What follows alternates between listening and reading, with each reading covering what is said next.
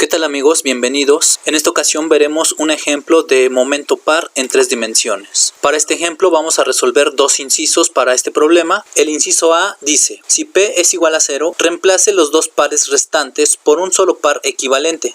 Especifique su magnitud y la dirección de su eje. El inciso B nos indica, si P es igual a 20 libras, reemplace los tres pares por un solo par equivalente. Especifique su magnitud y la dirección de su eje. Podemos observar que para poder solucionar cada uno de estos incisos es necesario obtener cada uno de los pares de fuerzas que actúan sobre este cuerpo. Por lo tanto, tenemos que realizar la sumatoria de los pares de momentos obteniendo el momento par resultante, sumando el momento del par de fuerzas de 16 libras más el momento del par de fuerzas de 40 más el momento del par de fuerzas P. Iniciando con cada uno de estos momentos, vamos a obtener el momento del par de fuerzas de 16. Por lo tanto, podemos observar que tenemos esta fuerza de 16 libras y esta fuerza de 16 libras, las cuales conforman el par. Recordando que para obtener el momento de un par, podemos realizar el producto vectorial o bien el producto cruz de R cruz F, siendo R la distancia y F la fuerza. Por lo tanto, podemos observar, tenemos directamente una distancia de 30 pulgadas y la fuerza corresponde a menos 16 libras. Sustituyendo cada uno de estos valores en nuestro producto cruz, tenemos 30i, ya que es una distancia positiva sobre el eje X, cruz la fuerza que son menos 16 libras y estas 16 libras están actuando sobre el eje Y. Por lo tanto, colocamos 16j. Una vez que tenemos cada uno de estos datos, podemos realizar el producto cruz. Por lo tanto, multiplicamos 30 por 16, para lo cual tenemos un resultado de 480.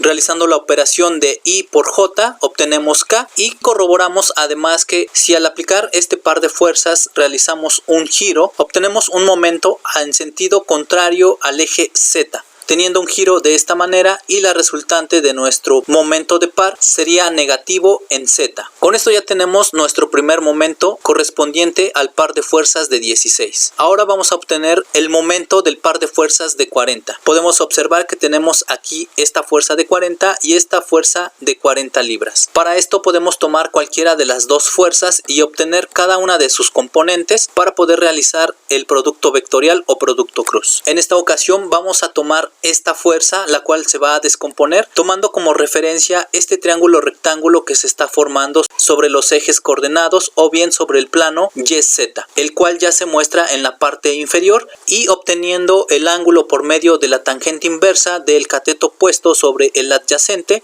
tendríamos un ángulo de 26.56. Ya con este ángulo podemos descomponer nuestra fuerza de 40 en su componente en Y y su componente en Z, quedándonos de esta manera. Por lo tanto, haciendo un análisis geométrico para obtener la componente en Y, tendríamos que ocupar la función seno multiplicada por la hipotenusa, que son 40 libras. Por lo tanto, la componente en Y de la fuerza de 40 sería igual a 40, que es la hipotenusa, por el seno del ángulo, que es 26.56. Realizando esta operación tenemos un resultado de 17.88 en J. Como esta componente va en sentido contrario del eje Y, agregamos un signo menos. De la misma manera, ahora para obtener la componente de la fuerza de 40 sobre Z, utilizamos la función coseno. Obtenemos la componente de la fuerza de 40 en Z, que va a ser igual a la hipotenusa, que son las 40 libras, por el coseno del ángulo, que son 26.56. Realizando esta operación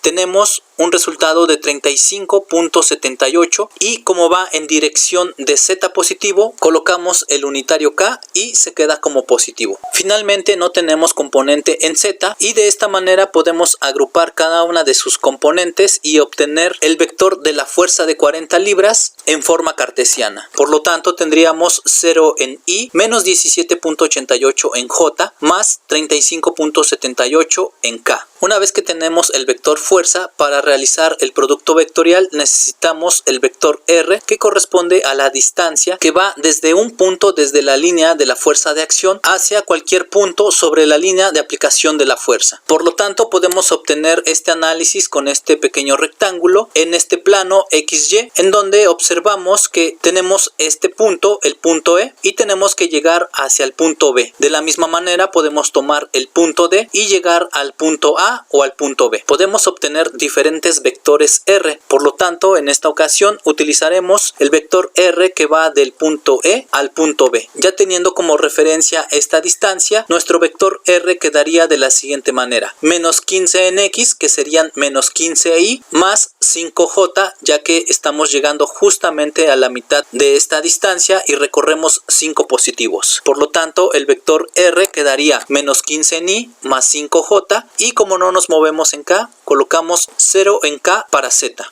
Una vez que contamos con el vector R y nuestro vector fuerza de forma cartesiana, podemos realizar el producto vectorial R cruz F. Recordemos que vamos a utilizar un determinante en donde en la primera fila vamos a colocar los unitarios IJK, en la segunda fila vamos a colocar las componentes del vector R que corresponden a menos 15, 5 y 0, y en la tercera fila vamos a colocar las componentes de la fuerza correspondientes a 0, menos 17.88 y 35.78. Ya que tenemos nuestro determinante, copiamos las primeras dos columnas al final del determinante para poder realizar el producto, obteniendo los siguientes resultados. Por lo tanto, realizando la suma del producto de las diagonales en forma de B, corroborando estos resultados, tendríamos para el primer término 5 por 35.78 y posteriormente en la segunda diagonal tenemos 0, 0 por algo es 0, por eso no está colocado, y en la tercera diagonal tenemos 15 por 17.88 por K. Como tenemos menos por menos, esto nos da más y nos queda este resultado. Posteriormente colocamos un menos por parte de la fórmula del determinante y ahora lo restamos con la suma del producto de estas diagonales. Corroborando este resultado, tenemos 0 en esta diagonal, por lo tanto no lo colocamos, tenemos 0 en esta diagonal, por lo tanto no lo colocamos, y en la última diagonal tenemos 15 por 35.78 J, y más por menos es menos. Realizando esta operación y reduciendo términos semejantes para los unitarios, tenemos el siguiente resultado: 178.9Y más 536.7J más 268.2 en K, lo que corresponde a las componentes del momento del par de las fuerzas de 40. Bien, hasta aquí ya tenemos el momento del par de 16 y el momento del par de 40, y finalmente para obtener el momento del par de la fuerza P, como este par de fuerzas está directamente sobre el plano XZ,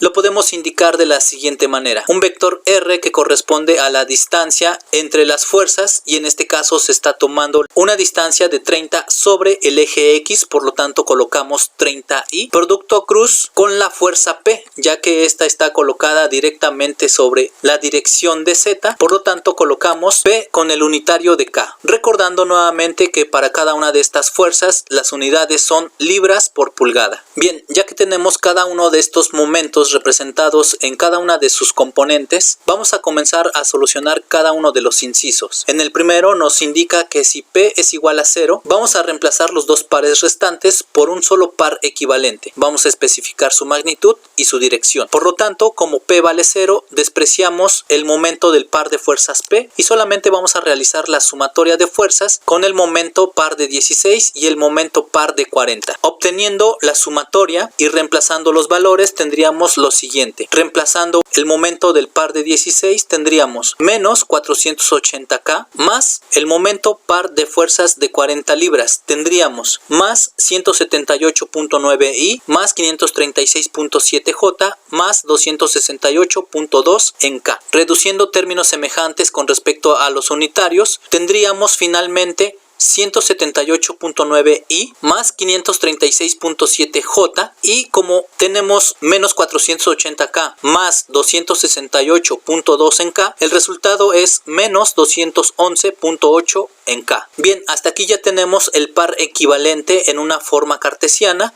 Sin embargo, nos piden especificar la magnitud. Por lo tanto, utilizando Pitágoras y sacando la raíz cuadrada de la suma de las componentes al cuadrado, obtendríamos la magnitud de nuestro momento par equivalente, el cual tiene una magnitud de 604.07 libras por pulgada. Una vez que ya hemos especificado su magnitud, ahora vamos a indicar la dirección de este vector. Recordemos que para indicar la dirección de un vector lo tenemos que indicar por medio de los ángulos directores, y previamente a esto tenemos que obtener el unitario de nuestro momento par equivalente. Por lo tanto, para obtener el unitario, vamos a obtener el unitario del momento par equivalente, y recordemos que el unitario es igual igual a el vector sobre la magnitud del vector. Reemplazando cada uno de los valores de las componentes de nuestro vector, tenemos el vector que corresponde a 178.9i, 536.7j y menos 211.8k. A cada una de estas componentes la dividimos sobre la magnitud del vector, que es 604.07. Realizando cada una de estas operaciones, tendríamos para cada uno de ellos el siguiente resultado. Ya que tenemos el unitario, recordemos que para obtener cada uno de los ángulos directores que nos da la dirección de nuestro vector, tenemos que utilizar los cosenos directores. Recordando que el ángulo va desde cada uno de los ejes hacia el vector, tendríamos lo siguiente. Despejando el ángulo, tendríamos coseno inverso para cada una de las componentes sobre la magnitud del vector. Como en este caso nosotros ya tenemos el resultado de la división de las componentes sobre la magnitud, lo único que tenemos que hacer es reemplazar cada uno de estos valores dentro del coseno inverso para obtener cada uno de los ángulos directores que nos indican su dirección. Por lo tanto, tomando los ángulos directores, ahora sustituimos el resultado de cada una de estas divisiones dentro de cada uno de estos cosenos y con esto obtenemos los ángulos para cada uno de los ejes. Para el coseno inverso de 0.296 tenemos un ángulo de 72.78, que es el ángulo que va desde el eje X hacia el vector. En el caso del ángulo en Y tenemos un ángulo de 27.37 y este ángulo va desde el eje Y hacia el vector. Y en el caso de Z tenemos un ángulo de 110.5 y este representa el ángulo que va desde el eje Z hacia el vector. Y con esto estaríamos respondiendo al primer inciso, indicando ya la magnitud del vector, que es la que tenemos aquí. También tenemos representado el vector en su forma cartesiana. Y finalmente la dirección de nuestro vector del momento par equivalente. Ahora respondiendo al inciso B nos indica que si P es igual a 20 libras, vamos a reemplazar los tres pares por un solo par equivalente. Vamos a especificar su magnitud y la dirección de su eje. Nuevamente vamos a realizar el mismo procedimiento, solamente que ahora vamos a implicar el momento del par P con un valor de 20 libras. Por lo tanto, sustituyendo en P 20 libras, tendríamos el momento par P con un producto cruz de 30i cruz 20 en K, ya que está dirigido sobre el eje Z. Realizando esta operación tendríamos 600, el producto cruz de I por K corresponde a menos a J. Comprobando el signo de este momento, estaría haciendo girar al cuerpo sobre y tendríamos un momento positivo sobre Y.